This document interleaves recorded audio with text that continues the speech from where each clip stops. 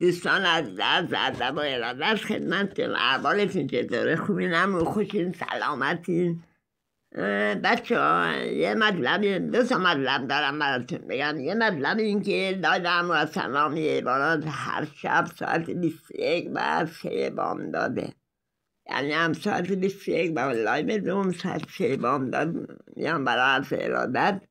دوم این که بچه ها این کانال پشتیبان من لطفا ساب کنین، لایک کنین، کامنت بذارین، کم لطفی نکنین بچه. در حق یه معلوله شدید که من باشم اما کم لطفی نکنین. ممنونم.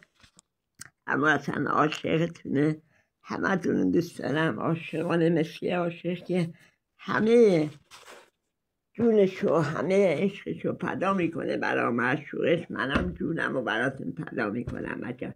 برای ایرانی آریایی، برای ایرانیان آریایی در سراسر این کره خاکی آرزوی بهترین ها رو دارم که براتون اتفاق بیفته ایشالله.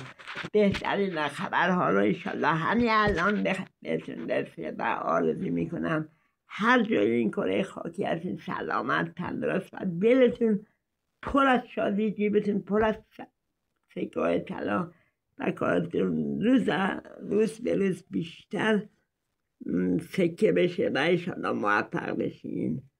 منم اصلا حامی ایوانات و یه معلولش جسمی حرکتی شدید که با اصالا میرم و شب ساعت 11 هر شب کل پشتینم پر از غذا میکنم برای سگا، سایات مرغ میزم تو کل پشتین و میرم برای غذای ایوانات، چون سگای 20 صاحب گربای 20 صاحب غذا میدم. من در خونم 4 تا مثل این عشق دارم، مثل این دارم، پسر بابا دارم، حنا خانم دختر بابا دارم، این پسر باباست، اینم دختر بابا اسمش حناست. عاشقشونم، عاشق ایواناتم. از شما هم میخوام ایوانات رو حمایت کنید، چون بی‌واسطه پیش خدا میره دعاشون و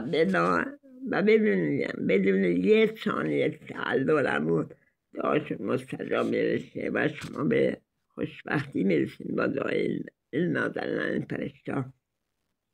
پس اما اصلا رو هم حمایت کنین با ساب کردنتون، با با لایکتون، با کامنتون دل منو شاد کنین. فدای تک تکتون. ایران آریایی در سراسر کره زمین اما اصلا جونشو براتون میده. فدای همه.